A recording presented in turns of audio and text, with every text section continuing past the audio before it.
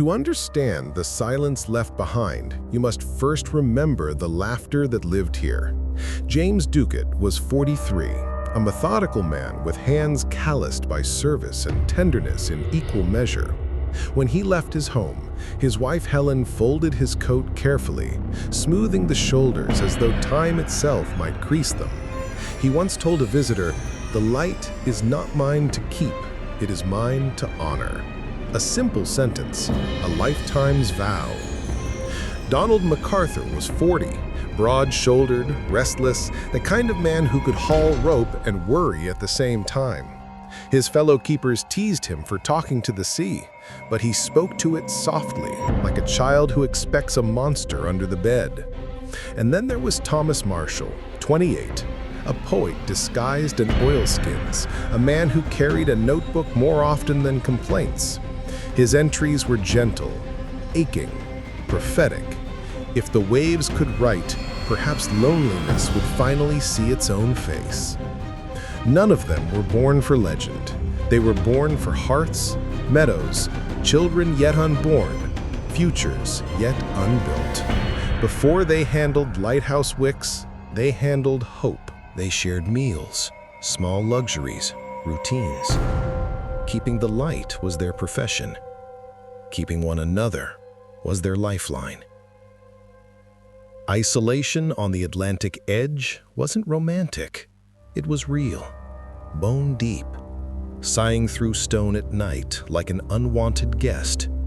Ships depended on them, but their families needed them most. That winter began ordinary. It ended as a question written in storm foam. Passing weather logs spoke of a fury strong enough to make trees kneel, but no distress call came. No flare, no cry, no plea on the wind. Inside the lighthouse, the final journal lines held tension, but not terror. Marshall wrote of pounding waves. Marshall wrote of prayer. Marshall wrote of MacArthur weeping, not dramatically, but quietly, like a man missing someone while they are still beside him. They were men of reason, fraying without cause. Storm outside, something else pressing inward. 2 oilskins were missing. 1 remained. A supply box near the cliff had been forced open for rope. Not random, a decision, a reason, a moment.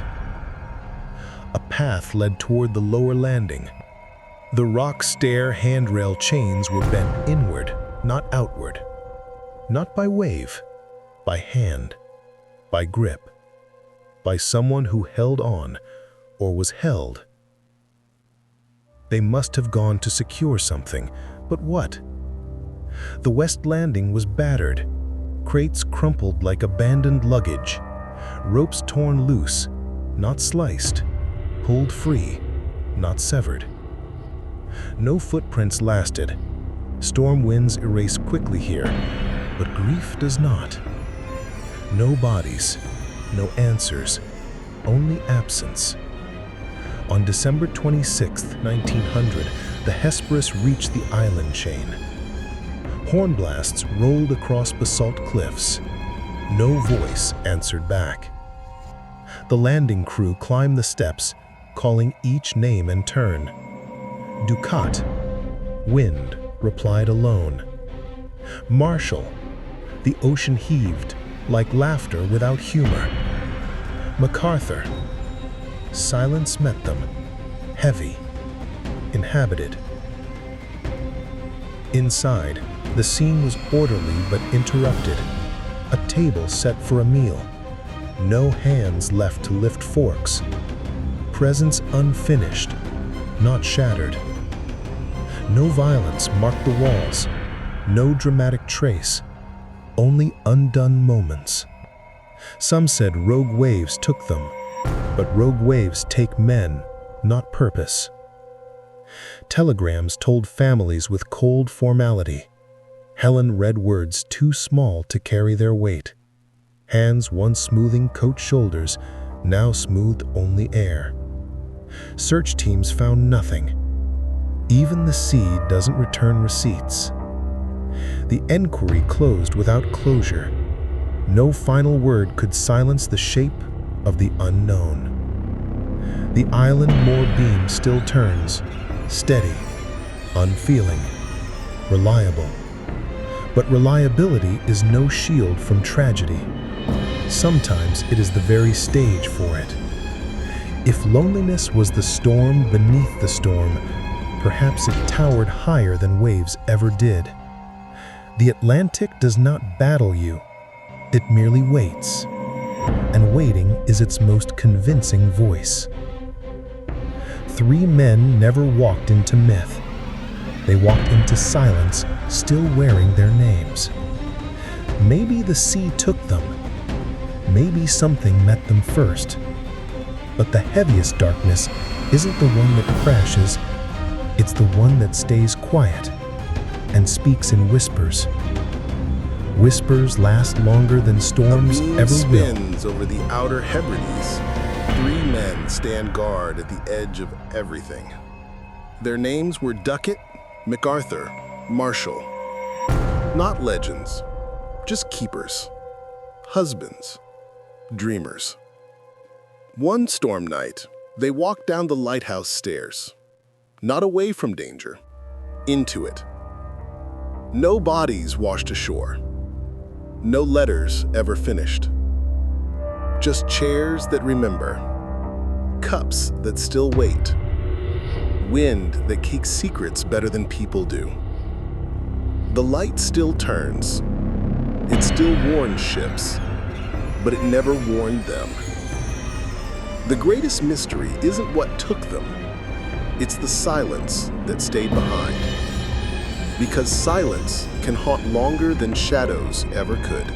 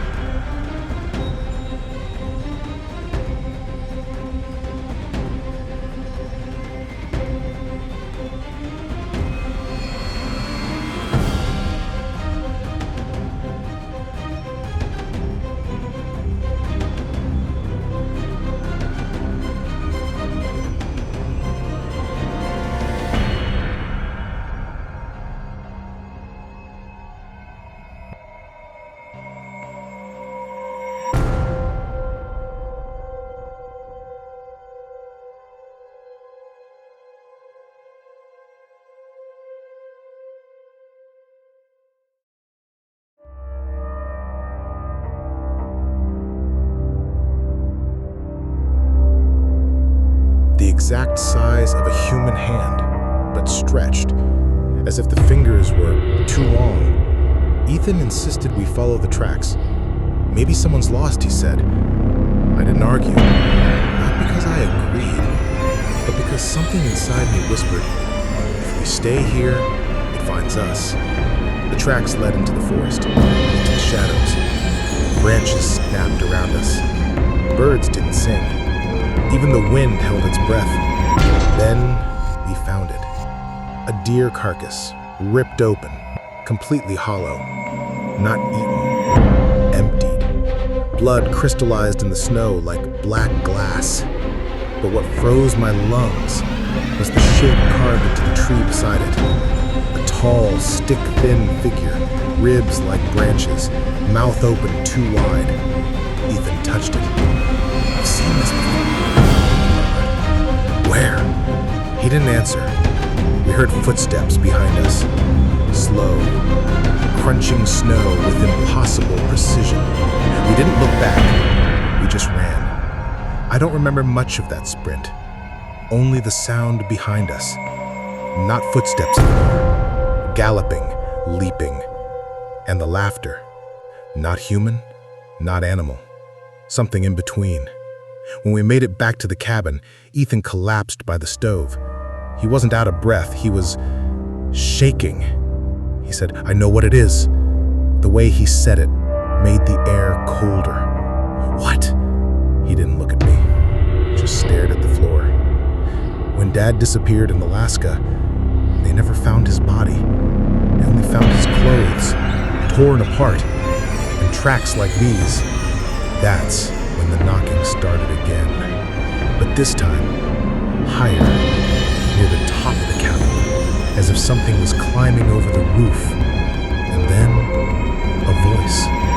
Dad's voice. "Boys, open the door." I froze. Ethan stood. "It's him," he whispered. "No, it's not." "Boys, please, I'm so cold." Ethan's eyes filled with tears. He reached for the latch. "Ethan, Dad is dead." He stared at the door, at the voice, at the impossible memories. "Please, I'm hungry." He broke. "I have to try," he said. "No, you don't." But he opened the door, and the cold swallowed him. I screamed, slammed it shut, held it, prayed. For an hour, nothing. Then, knock. One knock. Soft. At eye level. When I looked through the crack, I saw Ethan, but only the top half of his face. Too tall, too stretched, and he smiled. They say the Wendigo is not a creature, not really. It's hunger, a hunger that waits, a hunger that whispers, a hunger that wears the faces of the ones you loved most. Sometimes I hear Ethan outside. Sometimes it uses Dad's voice. Sometimes it uses mine. I don't know which is worse. I haven't opened the door, not yet. But every night the voice gets closer to my ear. And every night the same question crawls into my mind. If the Wendigo becomes the thing you fear losing most, how long before it becomes you?